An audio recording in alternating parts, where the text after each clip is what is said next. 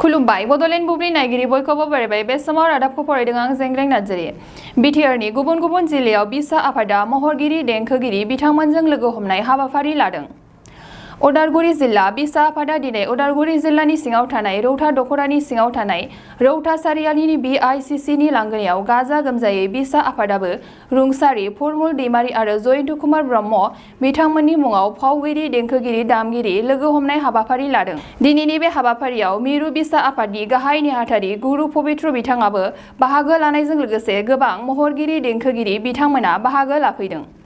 दिनैनि बे हाबाफारिनि गेजेरजों मिरु बिसा गाहाय नेहाथारि गुरु पबित्र बिथाङा मा फोरमायो जोंनि खौरांनि गेजेरजों आबुङै मिथिना लानि। रौतानिफ्राय निजोम जारानि खौरां। दिनै उदालगुरि जिल्ला बिसानि गेट टुगेदार प्रग्राम बेयाव आं नुजाथिफैनो हादों आरो जोबोद गोजोननाय मोनदों आरो बेबायदि गेट टुगेदार प्रग्रामा जोंनि गासै जेसेबां डिस्ट्रिक्ट कमिटि दं बिसानि गासैयावबो जों लाफुंनो होदों गासैबो लागोन बेबायदि माने कर'ना बे लकडाउननि उनाव जिखिनि डेमेज जाबाय जोंनि बर' सावथुन मुलुगाव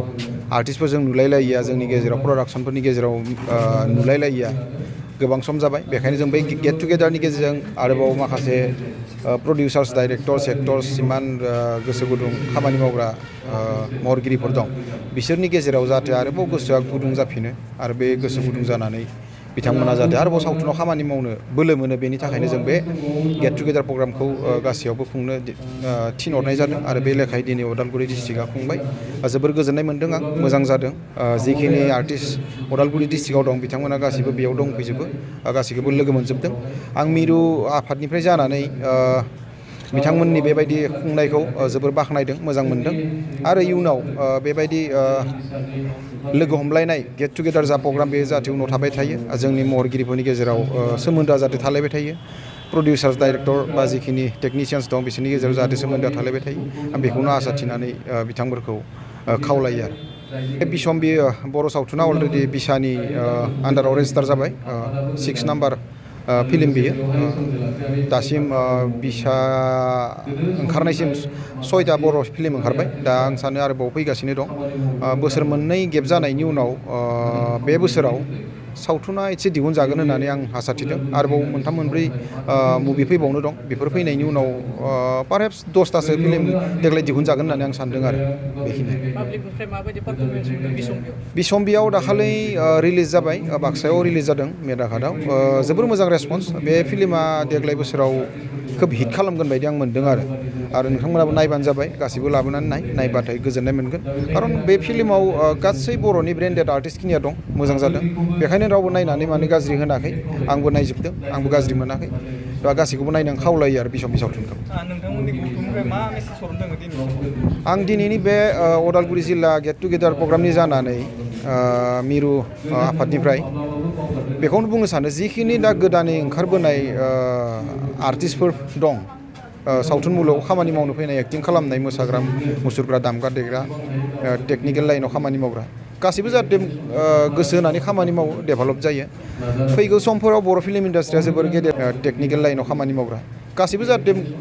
गोसो होनानै खामानि मावो डेभेलप जायो फैगौ समफोराव बर' फिल्म इन्डास्ट्रिया जोबोर गेदेर जानो थांगासिनो दं गोबां रां खामायनो थांगासिनो दं बेफोर जाफुंसारनायनि उनाव आं सानो गासैबो मावथि आर्टिस्टफोरा गासैबो मावथि महरगिरि बिथांमोना मोजां रां खामायनो हागोन जों बेबायदि टारगेटखौ लानानै बिसाया इन्डास्ट्रि लेभेलाव खामानि मावनो साखाफारा जादों जाहाथे बर' फिल्म इन्डास्ट्रिखौ मोनसे इन्डास्ट्रि महरै गायसननो हायो जेराव आर्टिस्टआ खामानि मावनानै फैसा खामायनो हायो जेराव प्रडिउसारा फैसा गारनानै फैसा खामायनो हायो आरो रायजो राजाफोरा मोजां मोजां सावथुन नुनो मोनो बे टारगेटखौ लानानै जों बिसाया खामानि मावगासिनो दं आरो आथिखालाव जि सरकारनिफ्राय नोंथांमोना माबायदि मदद मोनदों नोंथांमोना बर' सावथुन मुलुगखौ जोङो थांनाय सोरखाराव खेबनै मेम'रेन्डाम होबोनाय जादों माखासे बिथिङाव आरो देग्लायनि गोदान सरखारनियावबो जों माखासे मेम'रेन्डाम होनाय जादों बे लेखायै गिबिसिन जाफुंसारनाय होननानै बुंनो थाङोब्ला आर्किभ सेन्टार मोनसे जागासिनो दं क'क्राझाराव गोदोनि गोजाम मुभिफोरखौ बुरखांनानै बे आर्काइभ सेन्टाराव दोननाय जासिगोन गासैबो गोदान जोलैनि नायगिरि बिथांमोना नुनो मोनसिगोन गोजाम फिल्म आरो जिखिनि गोदान फिल्म दिहुनजागोन बे दिहुनजानो गोनां फिल्मफोराबो बे आर्काइभ सेन्टाराव प्रिजार्भ जानानै थागोन आरो बेखौ जेनेबा 50-60 बोसोर 100 बोसोर उनावबो बे फिल्मखौ नुनो मोनहैगोन आरो दा बेसिन जाफुंसारनाय नैथियावनो माखासे सिनेमा हल लुफुंनायनि बाथ्रा बुंदों सरकारा मिनि सिनेमा हल आं सान्दों 10तासो बे सोरखारनि समाव 10तासो मिनि सिनेमा हला गासै बिटिएडिआव जाफुंसारगोन होननानै बिथांमोना बुंदों आरो आं सान्दों बेयो जाफुंगोन दा बेयो जिखिनि खस्थ' खालामनानै रां गारनानै बिटिसि सोरखारा आलायारन आरो बै हाग्रामा जिनार गिबिसिन दिहुनजानाय बर' सावथुनखौ दिहुननानै लाबोनो हादों बे जोबोर बाख्नायथाव बे जोंनि बर' फिल्म मेकार्सफोरनिल' नङा बा बिसानिल' नङा बे गासै बर' रायजो राजानि मोनसे आसाया मोनसे जाफुंसारगोन आरो जे आलायारन दिनै फिल्मखौ जों नुफिनगोन दिनै 36 इयार्सनि उनाव बे जोबोर गिदिर बाथ्रा आरो बेखौ जोबोर गिदिर खामानि मावदों बिटिआर सोरखारा बेखायनो जों बाख्नायदों आरो जोबोर थुलुंगानाय मोनदों आरो जों बे बेलायाव आं मोनसेल' बाथ्रा बुंनो सानदों जि जालांबाय बे जालांबाय आरोबाव बेबायदि उनाव जाफिननाङा आरो जिखिनि गोदान जोलैनि महरगिरि बिथांमोना फैबाय दं बिथांमोना बेबायदि हारिमु लाइनाव खामानि मावनायजों लोगोसे जाहाथे गावबा गावनि आखुखौबो मोजाङै दानानै लानो हायो बेखौ आं खावलायो कारन जोंनि समाजनिति जि दं मोनसे ससियेल सिस्टेम दं बेयाव माने जिखिनि एक्टिभिटिसा एक्सेप्ट जाया बे एक्सेप्ट जायै खामानिफोरखौ मावनानै रायजोनि गेजेराव मुंदांखा जाना बा पपुलार जानानै जेबो मुलाम्फा गैया कारन न'खर दं समाज दं आलासि उलासि दं गावबा गावनि संसार दं गावबा गावनि गथ' गथायफोर दं गतिके मोनसे डिसटेन्स लानानै जाहाथे गासैबो एक्टिभिटिसा ओमफ्राय जिखिनि आरोबाव मावबावनो गोनां माखासे दं बेबायदि जानाय बेखौ बिसाया मावलांबाय थागोन आरो जों जेनेबा फिल्म दिहुननायजों लोगोसे महरगिरिफोरनि खोथा बाथ्रा सावरायनायजों लोगोसे बेबायदि हाबाफारिफोरखौबो जों लागासिनो दं आरो बियो मावजाखांबाय आरोबाव उनावबो मावजाबावगोन आरो आथिखाल माने जोंनि बे कर'ना लकडाउन जानायसिम जोबोर मोजांमोन 17, 18 आरो 19आव गोबां फिल्म दिहुनजादों गासैबो मिथिगौ बेसेबां दिहुनजादों 30निबो बारा 40निबो बारा बेबायदि सावथुन दिहुनजादों नाथाय लकडाउन बे 20 आरो 21आव खोब खम जाहैबाय 20आवथ' ओंखारासैयानो बा 21आव दा नै 10तासो फिल्म दिहुनजानो थांगासिनो दं आरो बेनि गेजेराव सिगांनि 5 बोसोर 6 बोसोरनि सिगांनि जि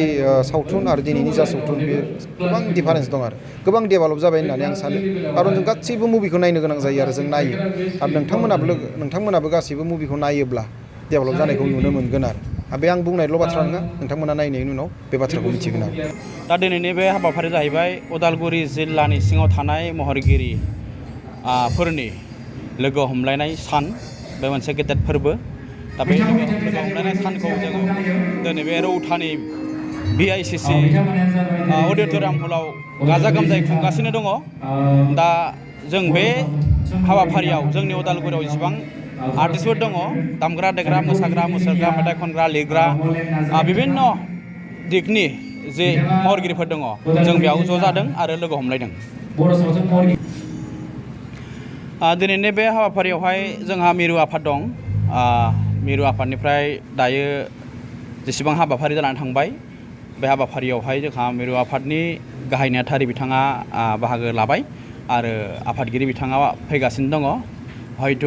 गेवलां मेलनि सिगां बिथाङा बेसिम सफैगोन नोंथांमोना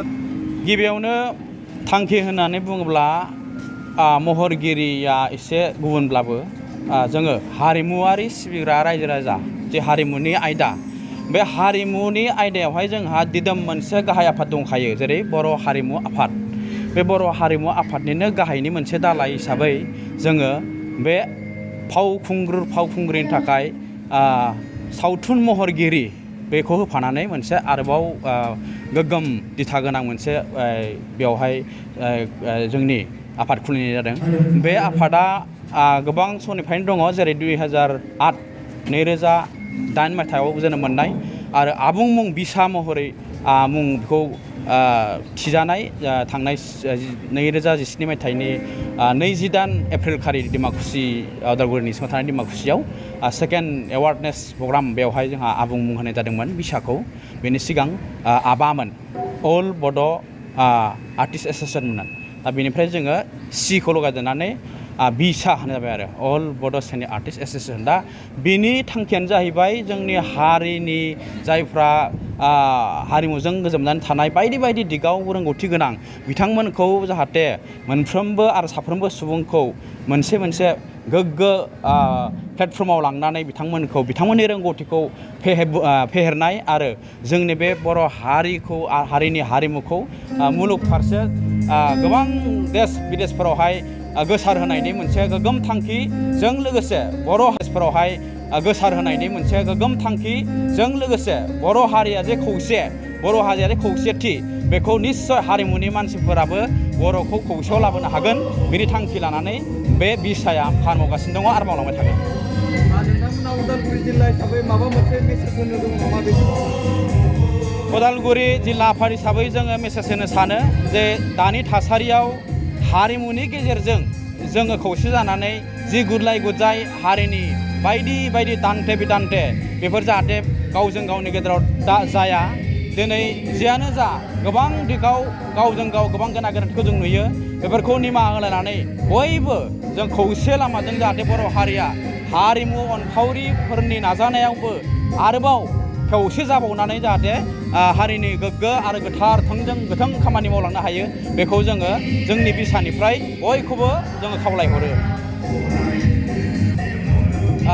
बैथि दान होननानै बुङोब्ला बे बैथि दानावहाय बिदिनो दान्थे बिदान्थे जागासिनो दंमोन दानि गोहो गोरा मोनसे प्लेटफर्म इउटुबनि गेजेरजों दा इउटुबा बयखौबो माना होनो हाया इउटुबाव गाव गोसो ओरै खामानि मावनो हायो दा बेवहाय बेखायनो माखासे महरगिरिफ्रा गाव एखुथायै गावबा गावनि टेलेन्टखौ दिन्थिनो थाखाय माखासे दिन्थिनांगौ बुंनांगौ आरो सिमायाव थानांगौनि बारगा बिथांमोना मावफ्लाङो बेखायनो बिथांमोन बे गोरोन्थि मावफ्लांनाय जाथायफ्रा जोंनि गोबां बर' हारिनि